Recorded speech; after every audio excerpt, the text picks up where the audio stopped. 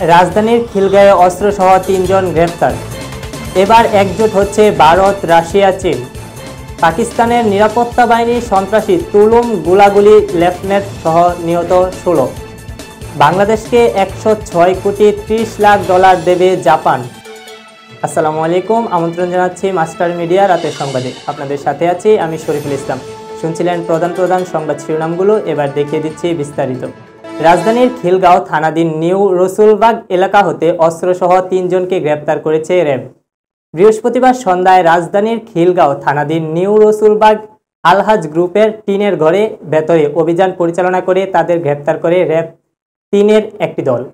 এ সময় তাদের কাছ থেকে একটি বিদেশি পিস্তল, একটি ম্যাগাজিন জব্দ করা হয়েছে। আরও জানাচ্ছেন নাহিদ কামাল।